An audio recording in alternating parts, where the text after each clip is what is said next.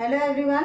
Previous class में हम लोगों ने 8.1 एक्सरसाइज का क्वेश्चन नंबर 1 से लेकर 4 तक सॉल्व कर लिया है। अब हम लोग नेक्स्ट क्वेश्चन सॉल्व करके देखेंगे कि कैसे करना है आपको। Question number 5 exercise 8.1। Okay, question number 5 में it is given that sec theta is equal to 13/12. Then you have to find all trigonometric ratios. All trigonometric ratios आपको फाइंड आउट करना है, ठीक है। मैंने आपको बोला था कि आप ट्राई करके देखिएगा, जो मेथड मैंने बताई है वो, और नहीं बनेगा तो मैं वैसे भी आपको एक्सप्लेन करूँगी। तो क्वेश्चन नंबर 5 में हम लोगों को sec थीटा गिवन है। sec theta is equal to 13/12 और you have to find out all remaining trigonometric ratios, ठीक। अब सबसे पहले आपका काम क्या है, रफ वर्क में आप PBP/HHB लिख लेना, ठीक है। अब this is for sine, this is for cos. Okay, यदि याद नहीं है तो वैसे याद कर लोगे, माइंड में रख लोगे तो बहुत अच्छा है। नहीं याद है तो हम लोग इस ट्रिक से इस क्वेश्चन को सॉल्व कर सकते हैं। B/H this is for cos theta, okay. And you know that कि cos थीटा sec थीटा का ऑपोजिट होता है, और sec थीटा को you can write in the form of 1/cos theta. First lecture में मैंने आपको बताया था कि sec थीटा को आप 1/cos थीटा के फॉर्म में लिख सकते हैं। अब 1/cos थीटा का मतलब ये है कि इसको पलट देना, ठीक है। sec theta is equal to 13/12। cos theta होता है B/H, मीन्स sec थीटा क्या होगा H/B। इसका मतलब क्या है कि आपको sin theta sec theta is equal to 13/12, और तुम्हें मालूम है कि sec थीटा बराबर जो रेशियो होते हैं साइड्स में वो क्या है H/B। इसका मतलब H इज इक्वल टू 13 और B इज इक्वल टू 12, ठीक। आपने इस जो गिवन कंडीशन है उससे ये पता लगाया कि आपको राइट एंगल ट्रायंगल की which two sides are given, and in this question you have to given hypotenuse and base। अब आपको क्या कैलकुलेट करना है, you have to calculate P। आपको क्या कैलकुलेट करना है, आपको P कैलकुलेट करना है कि what is the value of P।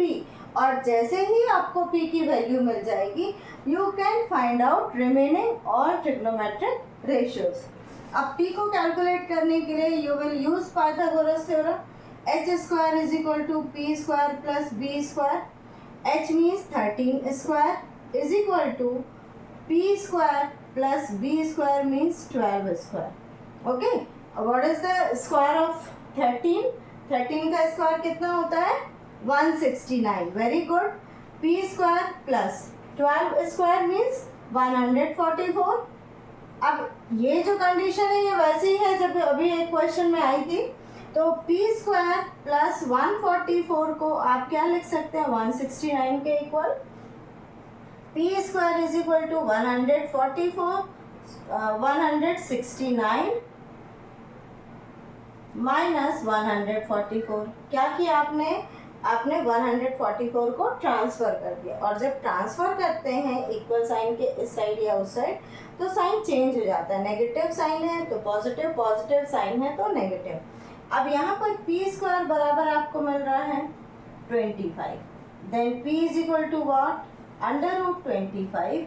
This is implies that P की वैल्यू कितनी है 5 सेंटीमीटर, ओके, या 5 कह सकते हैं, सेंटीमीटर में होगी तो ये सेंटीमीटर, ओके। अब यहाँ पर आपको H, B और P सब मिल गया। तो अब साइन थीटा बराबर कितना होता है, साइन थीटा बराबर होता है P/H। P/H, P means what perpendicular, means sin theta is equal to 5/H means 13। okay, now cos theta बराबर B/H, और यहीं से आप cos थीटा कैलकुलेट कर सकते हैं। तो 12 b by h. What is base here? cos theta. Base कितना है यहाँ पर 12 और हाइपोटेनस इज 30. cos थीटा मिल गया.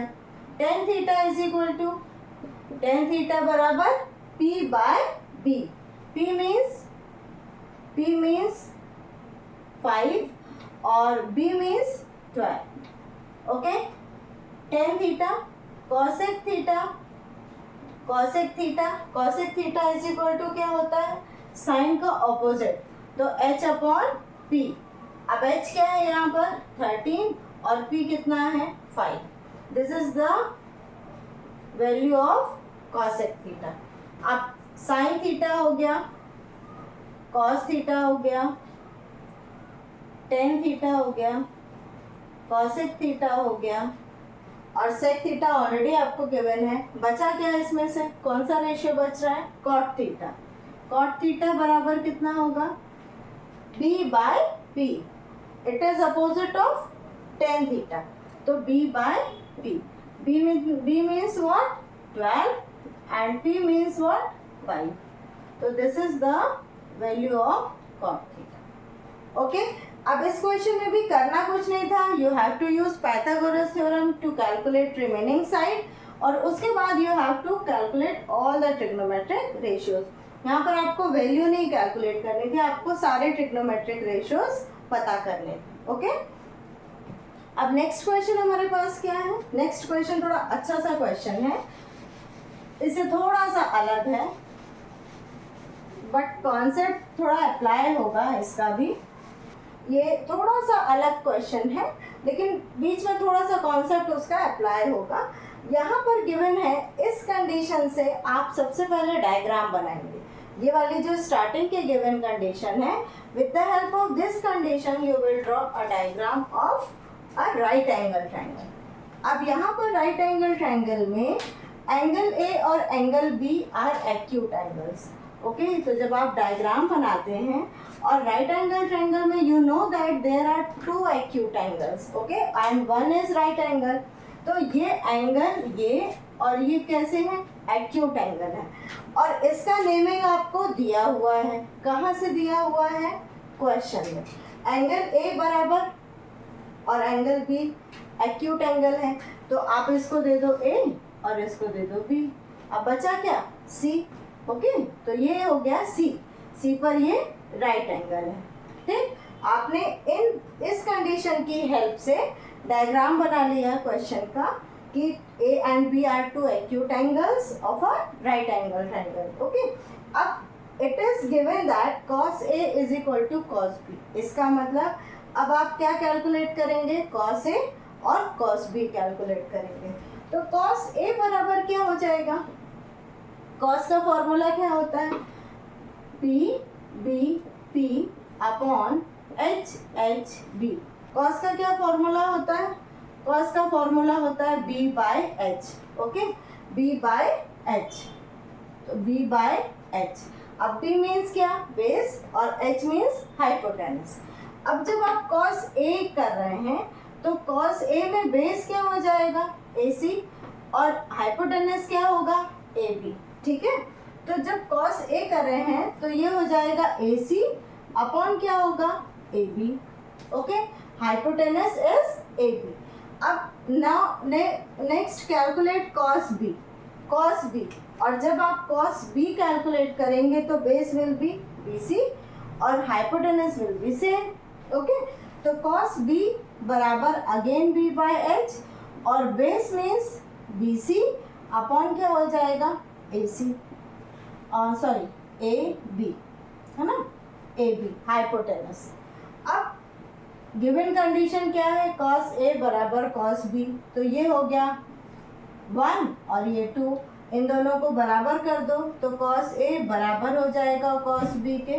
अब cos A की वैल्यू है AC अपॉन AB और cos B की वैल्यू है BC upon AB. Okay. AB.